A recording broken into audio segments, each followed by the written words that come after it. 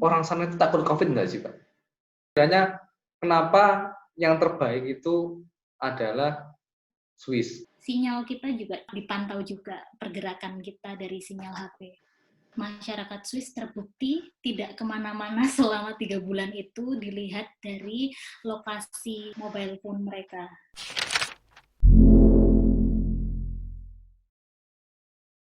Coba ke ekonomi gimana sih, Mbak, kebijakan ekonomi di sana? Apakah ada bantuan khusus? Mungkin kayak di Malaysia itu 800 atau berapa, dan sebagian besar itu untuk stimulus ekonomi biar tetap tumbuh. Masyarakatnya di sini kan hanya 8,5 juta ya. Ya. Kemudian pemerintah mengeluarkan sekitar 66 miliar dolar. Terus gini, kan kalau di sini gini, Mbak, kalau ini ditanya kan, Mbak, kalau semuanya disuruh, wes kamu di rumah aja lah, gak usah kemana-mana. Ya, jawabnya gini, apa bedanya? Kalau saya di rumah ya saya mati, gak ada makanan. Itu. Kalau saya keluar mati karena corona, milih mana? Ya, saya milih mati karena corona, matinya cepat. Daripada saya kelaparan loh. Nah, itulah yang jadi dilema ya di sini kan ya. Apakah mungkin di Swiss itu kehidupannya dijamin? Kalau dia tuh disuruh di rumah aja, nggak usah kemana-mana, apakah kehidupannya dijamin? Swiss pemerintah punya data 600.000 orang yang tergolong dalam orang yang kurang mampu.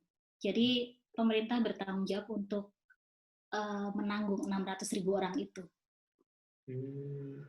Dari Jadi yang makanan kalau sehari, dari telepon dan lain-lain untuk belanja. Jadi selain 600.000 orang itu nggak dapat biaya, nggak dapat karena kami sudah dianggap mampu.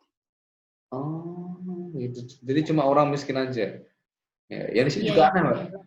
Di sini di sini juga yang miskin udah dapat. Yang di sini tuh yang terdampak juga dapat. Tapi ya mayoritas ya dia itu yang dikasih yang orang miskin itu adalah tanpa COVID pun dia itu sudah miskin. Paham nggak maksudnya? Ya. Itu salah satu permasalahan. Kalau gimana ya? Kalau aku nggak pernah bisa sih membandingkan kalau Indonesia sendiri sudah begitu ada pandemi seperti ini, terus sebegitu repotnya Indonesia menangani ini, ya menurutku wajar karena sangat kompleks gitu loh. Masalahnya kompleks juga ya. Di negara kita itu sangat kompleks gitu. Saya juga nggak mau bandingin sih, soalnya kalau bandingin ya itu bukan apple to apple kan gitu. Sebenarnya saya kemarin itu mau bandingin sama Vietnam. Vietnam itu bagus sampai sekarang kayaknya zero ya, yang COVID itu sampai zero gitu. Saya tuh herannya kenapa yang terbaik itu adalah Swiss. Kok tidak yang jumlah COVID-nya itu yang paling rendah. Nah itu saya tuh agak penasaran. Jadi iya, aku sempat searching juga cari-cari informasi ya. Ternyata ada 6 poin yang menjadikan Swiss menjadi negara tergolong negara teraman ya, atau berhasil mengatasi pandemi ini. Mungkin New Zealand sebetulnya bagus juga, tapi New Zealand, maksudnya Swiss berada di tengah-tengah Eropa yang berbatasan langsung dengan Italia, dengan Prancis, Austria, Jerman kan. Sedangkan New Zealand kan betul-betul kayak di area terpisah gitu loh. Jadi mungkin sebetulnya itu lebih memudahkan juga. Yang pertama itu efektivitas karantina. Ya mungkin itu orang jujur ketika karantina mandiri 14 hari ya dia benar-benar nggak kemana-mana. Jadi disiplin diri ya. Terus government efficiency in risk management. Dari pemerintah mengatasi manajemen resiko, antisipasi prevention untuk adanya penyebaran virus yang lebih luas, case monitoring and identification, yaitu tracing dan lain-lainnya cukup akurat, bahkan kayaknya sinyal kita juga agak sempat dipantau juga pergerakan kita dari sinyal HP. Ya, jadi memang ada satu penelitian yang menunjukkan bahwa masyarakat Swiss terbukti tidak kemana-mana selama 3 bulan itu dilihat dari lokasi mobile phone mereka, sinyal HP mereka. Gitu. Karena kan kita, aku cuman bisa daftarin satu SIM card gitu kan, nggak kayak di Indonesia satu SIM card, satu orang bisa punya 10 SIM card kayak gitu ya. Nah itu keterbukaan data juga. Healthcare response, jadi respon dari fasilitas kesehatan juga. Regional resilience, jadi di sini masing-masing kayak provinsi gitu ya, masing-masing daerah punya yang memiliki otoritas sendiri juga untuk menaikkan atau menurunkan tingkat emergensinya. Emergency preparedness, jadi kesiapan mereka akan menghadapi situasi emergency atau darurat. Sebenarnya kemarin ini Mbak, pemikiran saya itu kenapa kok Swiss ini salah satu menjadi nomor satu ya tentang negara yang paling aman dari COVID. Saya lihat sendiri di tahun 2017, Swiss itu kan negara paling aman di dunia, kan paling rendah angka kriminal.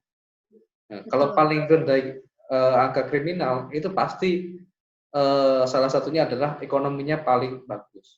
Karena kalau banyak penelitian yang mengatakan bahwa ekonomi dan kriminalitas itu terbalik. Jadi ketika ekonominya tinggi, ya kan, itu kriminalitas itu semakin turun. Terus yang kedua itu mungkin ya, karena Swiss ini, ya kan, salah satu negara yang ada ini apa namanya itu markas PBB kalau nggak salah. Apakah mungkin itu juga berpengaruh juga dalam menetapkan itu kayaknya? Ini secara politis loh. Ya, Swiss kan negara netral ya. Maksudnya Netral ya, secara geografi memang berada di Uni Eropa, tetapi tidak menjadi anggota Uni Eropa kan, bahkan dari mata uangnya dia mandiri, tidak apa namanya euro ya, bebas dari perang ya. Bukan Swiss franc. Swiss franc karena ya. Ya. Betul, kenapa PBB ada di sini ya karena termasuk negara netral, aman, tidak akan terdampak perang, stabilitas ekonominya dia mandiri, termasuk itu ya aturannya, hukum berjalan sebagaimana mestinya, bahkan di sini pun kalau ada pengemis dia didenda atau nanti kejaring. Jadi aku belum pernah menemukan pengemis di sini. Denda ya sekarang itu. Sekarang Jogja gitu loh Mbak, saya dengar itu. Kalau ada pengemis kayak katanya didenda. Ya semoga katanya mereka dibantu sama dinas sosial mungkin. Kalau di sini dinas sosial juga bekerja sangat baik membantu yang membutuhkan gitu. Jadi memang tingkat kriminalitas ya untuk aku sih sendiri mengalami di sini memang aman dan nyaman gitu loh. Ya. Yang bikin nggak nyaman mahalnya itu. Nyaman karena mahal, Pak. Kan ada harga ada kualitas. Kan gitu ya. Oke. Pak terakhir Pak, konklusi aja sih Pak. Mungkin konklusi aja. Kenapa kok Swiss ini menjadi salah satu nomor satu tempat paling aman di dunia dari COVID ini? Ya, kalau menurutku memang kebijakan apapun yang pemerintah Swiss ambil, himbauan apapun secara saintifik dan mereka kaitkan dengan kondisi ekonomi yang suportif, terlepas dari itu manusianya sendiri, rakyatnya sendiri, masyarakatnya sendiri itu sudah tanpa himbauan pun sudah menyadari bahwa pandemi ini sangat dapat mengancam kita semua.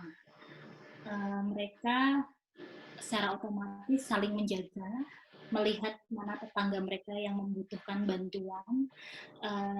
Banyak juga anak muda yang menawarkan bantuan untuk kaum lansia supaya mereka tidak perlu keluar dari rumah untuk melakukan belanja dan lain-lain. Mereka yang melakukannya ya ketika mereka tidak bisa memberikan bantuan apapun ya mereka menuruti aturan untuk tetap di rumah saja, bekerja, belajar dari rumah tanpa harus melanggar aturan demi kesenangan mereka sendiri. Mbak, satu lagi Mbak, orang sana itu takut COVID nggak sih Pak? ya aku bilang takut. Ya, Hmm. mereka mereka cukup sadar diri bahwa memang ancaman COVID itu nyata, sehingga mereka juga nggak seenaknya untuk asal hai salaman atau hai Hmm. gimana kayak gitu juga nggak. Jadi Hmm. mereka sangat menghargai pilihan satu apa namanya orang lain juga. Mereka ya, Hmm. ya yang Parno jelas ya mereka sama COVID akan itu. kesehatan. Kalau takut COVID aku nggak tahu ya, tapi mereka menyadari bahwa kesehatan itu mahal harganya. Jadi Hmm. dan mereka sangat peduli dengan kesehatan gitu. Hmm. Mungkin ya kalau di sini dulu di kota itu parno banget sama COVID. Karena takut banget sama COVID. Sekarang keparnoan itu kayaknya pindah ke desa. Iya ya. Hmm. Orang yang takut kena COVID, ya kan, dia itu kan takut mati. Orang yang takut mati itu biasanya itu hartanya itu banyak. Itu orang kaya itu yang takut mati. Tapi benar gitu ya. Ya. Nggak apa-apa sih, maksudnya tetap beraktivitas, tapi kuncinya itu sih Will, kita nggak gampang kayak gitu loh, tidak menggampangkan itu artinya ya kita ikhtiar wallahu alam lillahi ta'ala gitu ya, tetap Inilah ya. bekerja keluar. Tapi ya itu memang kita harus ekstra hati-hati ke diri sendiri karena ya mungkin mungkin benar juga COVID ini pada akhirnya jadi kayak flu atau yang memang harus berdampingan dalam hidup kita. Intinya ya hidup bersih, higienis dan sehat gitu aja sih. Oke, oke, ya. Terima kasih Mbak Esti ya. Ekonomi terdampak pun, tetapi memang Swiss tergolong salah satu, yaitu salah satu kunci suksesnya kenapa Swiss bisa dianggap sebagai safest country against COVID itu ya selain dari pihak kesehatan, fasilitas kesehatannya, ternyata juga support pemerintah di sektor ekonomi juga ternyata Will, yang Oh, membuat ekonomi cukup ya stabil nggak stabil ternyata, oke. tapi ternyata pemerintah cukup besar mengeluarkan dana untuk menyokong industri-industri kecil itu. Oke. Seperti Kalau living cost-nya berapa Mbak ya? Apa namanya itu? kalau Eh, sendiri atau berkeluarga. ya sendiri dan berkeluarga lah. Beda. Living cost tergantung sih. Kalau memang untuk hunian yang layak untuk keluarga, kayak tempat kita di dekat kampus, jadi rumahku ini cuma 5 menit jalan kaki dari sekolah anakku. Tetapi kalau ke kampus, ke kantor kita ya naik tram gitu 10 menit nyampe. Itu sekitar berapa ya? 20 per bulan 20 sewanya. juta. 20 juta. Itu sewa rumahnya tok, Mbak. Sedih ya. Iya, tapi kalau sewa kamar dorm student gitu, misalkan kayak Berapa suamiku tahun kan berapa? satu semester pertama dia di dorm ya, itu di angka 10 juta per bulan. Per Jadi bulan besar 10 lah. juta ya. Ya itu sudah Durung student. durung mangan nih. Dan itu jauh banget. Iku durung mangan nih ya. Belum makan, iya belum makan. Di sini asuransi yang agak mahal sih kalau PhD student kayak suamiku dapat apa namanya dapat beasiswa itu sudah ke cover kan asuransi dan lain-lain, tapi kalau kita harus bayar asuransi untuk Kalani kan anak kita Kalani, untuk asuransi per bulan minimal itu yang harus dibayarkan sekitar 4,5 5 juta Buat asuransi ya. satu orang. Iya, satu orang ya Oh. 3,5 4 jutaan lah per bulan. Kuliah di sini memang gratis kan. Tapi untuk biaya hidup sendiri part time. Dan di sana kalau part time itu apakah juga juga apa namanya itu eh, gajinya juga tinggi tuh? Kalau di Jerman itu biaya hidup cenderung lebih murah daripada di Swiss. Jadi untuk harga-harga aja misalkan ya kok aku ngopi nih, beli kopi di Jerman gitu, misalkan 2,5 atau 3 euro, di sini bisa 2 kali lipatnya. Jadi Oh. itu yang pertama yang bikin mahal. Kalau di Jerman memang banyak juga aku temuin beberapa temen yang memang part time. Ya memang lumayan mungkin kalau misalkan bisa dapat kesempatan untuk part time. Di Swiss sendiri untuk part time juga cukup lumayan, per jamnya memang rata-rata 25 sampai 30 Swiss franc ya. Itu mungkin Ya, tapi itu 300. nggak cover buat hidup atau enggak segitu itu? Eh di mana? Di sini. Enggak Ya pasti tergantung dia sih. Di Swiss, di jam Swiss. di Swiss. Ya kalau full lumayan mungkin bisa ke cover sih. Kalau Iya, kalau kalau full time loh ya. Kalau part time ini nggak bisa berarti. kalau part time aku nggak tahu porsinya mereka bekerja seperti apa ya. Mungkin kalau paling nggak bekerja seminggu 20 jam itu sudah cukup Hmm. aman.